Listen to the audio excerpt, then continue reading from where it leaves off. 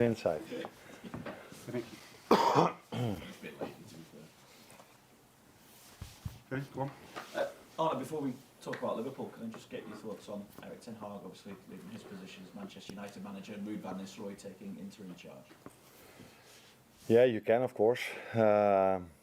He's a Dutch manager, so that makes it even harder for me, for us, as Dutch people. Always your first thoughts are with the person. We are all in this job, so we know that it can happen. But if it happens, especially because I know him a little bit and I know how much work he puts into it, and then to get this news for him is, of course, a pity. And but we also know, especially us coming from Holland, how well he did at Ajax and that he won 2 trophies over here. So we will see him, I think, in the near future somewhere at a big club again. But at this moment, it's for him and his family. It's, of course, tragedy is maybe a bit too much to say, but it's a big disappointment. For your squad at the moment, Jota, Chiesa, Conor Bradley, are they likely to figure? How far away are they from a return?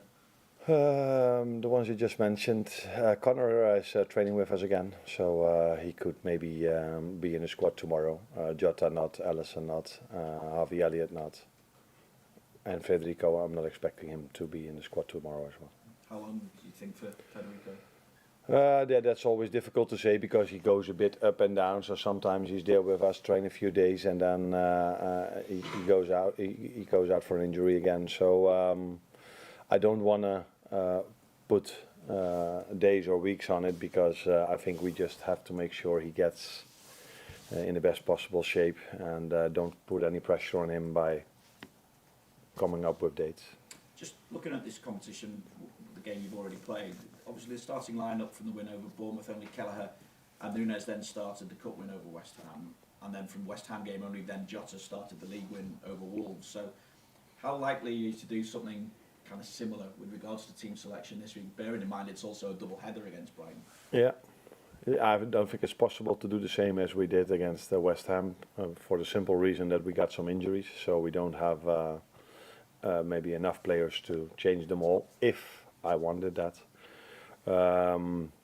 We've played on Sunday against Arsenal yesterday. There was mostly recovery for everyone, so today when we come in, and they have to come in as we speak, we will find out how they all are, and then we have to make a decision who's going to start. But I think if you look at our schedule and the amount of times that we have less days to recover compared to our opponent, that's not on Saturday because we play Brighton tomorrow, but Brighton played Saturday, and with Leverkusen it's the same. They play Friday, we play Saturday, so it might be a moment for us to also see some other players, but like I said, we have to first have to know how fit everybody is.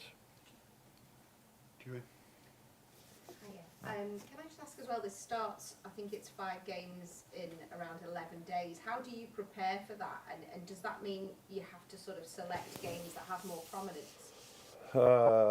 No, I think always the next game is the most important. So you try to bring, to pick a team, to select a team that is best capable of winning that game. And sometimes that means because they've played so many games, you change 1 or 2 or a few more players.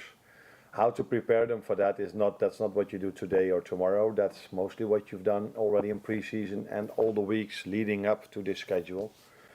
Those are the weeks you try to prepare them for these weeks, and you do this by training sessions, of course.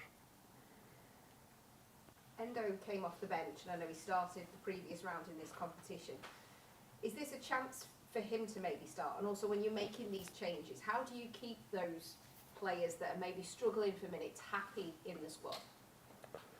That last thing is not always easy because they all want to play, and it would be strange for me if they are all happy if they don't play. But they are professionals, they know that these things can happen, and they also see that the players that play in their position do really well. So that is mostly with Wata, but it's also with Joe Gomez and Joao Kwanzaa that are in competition with Ryan, with Ibu and with Virgil.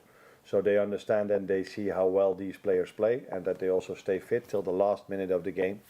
But I think Wata is one of the players that might be in the lineup because the season is going to be so long and we will need him during the season. and therefore he needs once in a while playing time as well. He fortunately has this playing time with the national team, but it helps if he once in a while gets a game with us again. And I really liked him against West Ham. And what I admire about him, or what I respect about him, is his personality, because 2 times he had to come in 5 minutes before the end.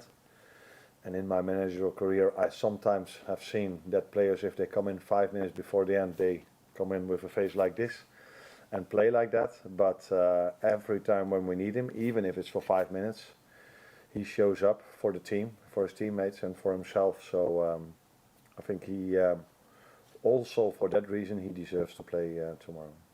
Tomorrow. Well, Hi Arne, you mentioned after the Arsenal match your admiration for Darwin Núñez and his ability to come in and play 3 games after not having played a lot and to play with such energy and aggression.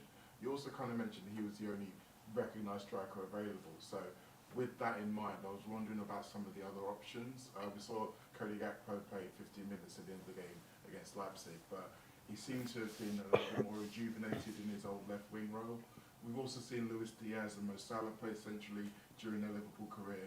I noticed Jadon Danns was walking into the building earlier today. I wonder whether or not he's come into play if he's trained with the first team this year. You could become the manager over here. I'll try it. Do we have any other option to play as a 9 as well? Because you're giving me a lot already, but... I mean, I'm not offering my own services, that's for sure. Okay. I don't know if that's smart. No, I think about Darwin, I think I gave him credit for the fact that he worked so hard in previous weeks where he didn't play a lot to be able to play 3 times in a row, and I think three games in 8 days. So that says a lot about him, but it also says a lot about the quality of our performance staff and medical staff, that we were able to give him the right sessions, to prepare him in the right way. But you always need the player to buy in, because you can give him the right sessions, but if he doesn't give everything, then it's very difficult for him to do what he did. So also with him, it was a good thing that his ban for the Uruguay team was cancelled, so he could play their 2 games. That helped probably as well for him to play the way he did. And I'm not talking about the quality he played with, but the intensity he played with, and the quality was also good. So there was a positive thing. Yeah, it is a pity that Diogo Jota is not available and Federico Chiesa is also not available, because they were, in my opinion, the most logical number 9s. Maybe not in yours, but I agree. but still we have some other options with the ones you just said. any more? Do you expect Jota to be back before the November international break? No. No, it'll be after that. Yeah. Yeah. And Elliot the same? Ellie the same. Yeah. And just on Chiesa, there was some reports of Italy at the end of last week saying that they might try and get him on loan in January. Is that ever, it seems fairly knee-jerk to... That hasn't gone through my mind at all. I think the first and foremost is that he gets fit again, and then we can see where he is. And I think there were also reports in Italy. What I meant about him was that he missed pre-season, and in pre-season that he was on low intensity sessions because he had to train with 3 or 4 players apart from the group. So that is what I said, and then going from there to a high intensity league, to a high intensity playing style, is difficult in general for every player, but especially if you had a pre-season like this. So we knew this before, so we knew we had to be really careful and adjust where we could to his individual needs.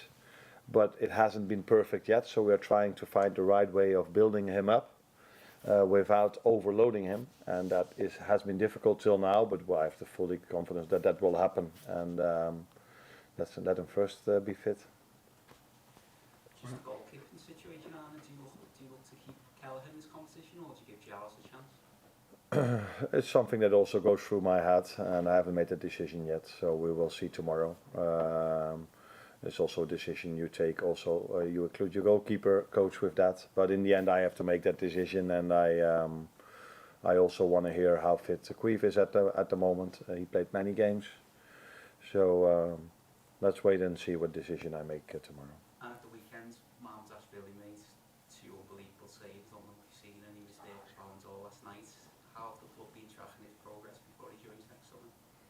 I assume the club follows his progress very detailed, because I know how professional this club is. If you ask me, I'm in a program from game, press conference, press conference. Sometimes have some time to train with the boys as well. So I wasn't able to see his game during the weekend, but it's good to hear that he made some good saves. But I'm not surprised to hear that, because we knew that we bought a very good goalkeeper with him. I was just going to ask what you thought of the main threats from Brighton will be tomorrow. Very good idea about football for many years already, so I like their playing style a lot. With their former manager already, and with this one as well. And I think what makes the club Brighton, in my opinion, special is that maybe not the most money in the league when they buy the players, but they always find the right ones. So there's a lot of quality, although also for them the transfer fees go up a bit, but they are not spending 100 million on a player, so they always find the right ones. And so many quality players to pick, and a very good playing style. Just on obviously the cup's a chance to use young players sometimes.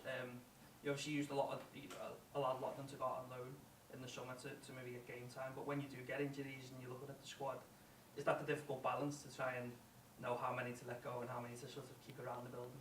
Yeah, that is sometimes difficult, because in certain situations you would prefer to keep them here, because then they can train every day with you, and you can implement in the best possible way your playing style. But if that also means that they hardly play, that will normally also lead not to the progression you are hoping for. So that is the balance we always try to find with our players, also with our very talented ones. Then sometimes that means you bring them on a loan. Stefan Bijcetic was a very good example to that. And then you hope to see that he plays a lot, and he already played a few games. And then it's very pleasing in this particular situation that he went to a very good manager as well, with Pepijn Leijnders, that knows this club also. So. And for Ben Doak, it's similar. Also went to a very good manager and to a very good playing style. So it's a balance we need to find. Do we want to play them on a regular basis or once in a while and keep with us? And we have to we have to be aware of our own interests, so we can't let everybody go that doesn't play all the time. And there, Tyler Morton is a good example of that, which is a quality player. Good enough to play everywhere around the league, but is in competition with so many good midfielders over here. But yeah, like you see now we've got 6 forwards, 2 of them are injured, so only 4 left. And with the schedule we have, that's sometimes a bit of a worry for me. So maybe we should bring Ben Doak back. You're welcome. Thank you, everyone. Cheers, Arne. You're welcome.